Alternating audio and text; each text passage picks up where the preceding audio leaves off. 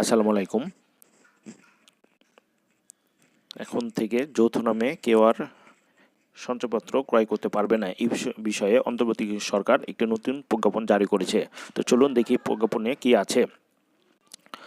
অর্থ মন্ত্রণালয়, অভ্যন্তরীণ সম্পদ বিভাগ, সঞ্চয় শাখা, প্রজ্ঞাপন নম্বর 08.00.410.001.22.006.209। প্রজ্ঞাপনের তারিখ 2 মাঘ 1431 বঙ্গাব্দ, 16 জানুয়ারি 2025 খ্রিস্টাব্দ। প্রজ্ঞাপনের বিষয়বস্তু: পরিবার সঞ্চয়পত্র নীতিমালা 2009 এর অনুচ্ছেদ 3 এর পরিবর্তে নিম্নরূপ অনুচ্ছেদ 3 প্রতিস্থাপিত করা হইল। 1.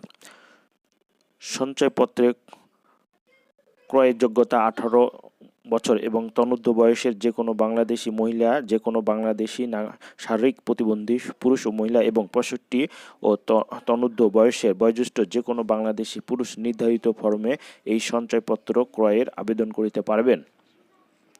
একক নামে সর্বোচ্চ 45 লক্ষ টাকা এই সঞ্চয়পত্র ক্রয় করিতে পারবেন। এই সঞ্চয়পত্র যুগ্ম নামে ক্রয় করা যাইবে না এবং ইহাতে প্রতিষ্ঠানের টাকাও খাটানো যাবে না। অর্থাৎ এখন থেকে 18 বছর বয়সের ঊর্ধ্বে যে কোনো ব্যক্তি এই সঞ্চয়পত্র ক্রয় করিতে পারবেন সর্বোচ্চ 45 লক্ষ টাকা পর্যন্ত। কিন্তু যৌথ নামে এখন আর সঞ্চয়পত্র ক্রয় করা যাবে না এবং প্রতিষ্ঠানের টাকাও এতে খাটানো যাবে না। নাম্বার 2, অভ্যন্তরীণ সম্পদ বিভাগের 12 সেপ্টেম্বর 2012 তারিখের প্রজ্ঞাপনটি স্মারকের মাধ্যমে জারিকৃত প্রজ্ঞাপন এত দ্বারা বাতিল করা হইল। নাম্বার 3, জনস্বাস্থ্যে জারিকৃত এই আদেশ অবিলম্বে কার্যকর হবে।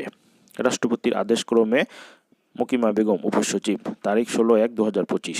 ধন্যবাদ।